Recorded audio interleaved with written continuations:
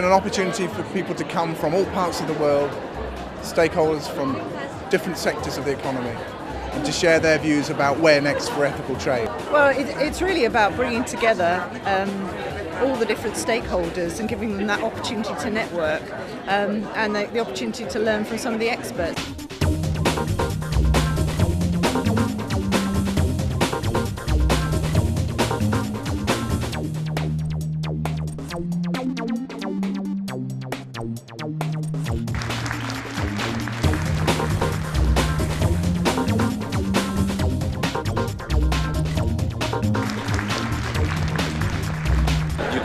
You can have 1,000 audits, but what it really takes is people being helped to organise themselves through organisations like the trade unions. That makes a fundamental difference to working lives. Because I think we do have to all pull together as an industry.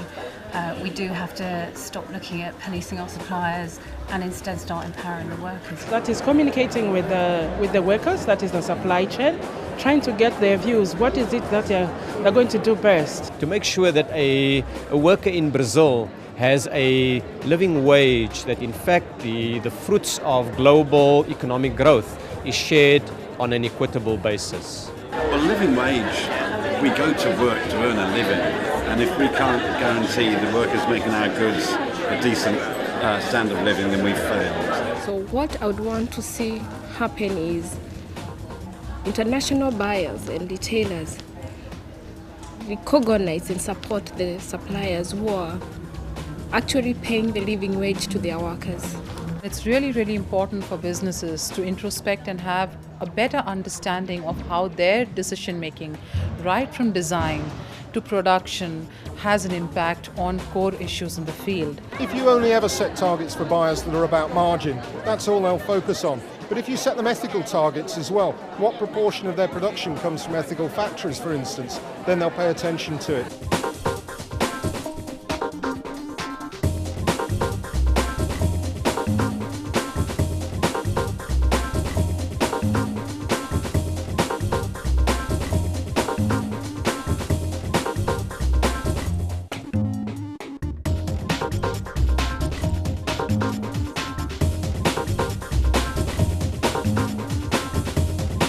I mean, for me, there have been some really inspiring speakers who've left me kind of feeling really motivated to go away and get on with the job.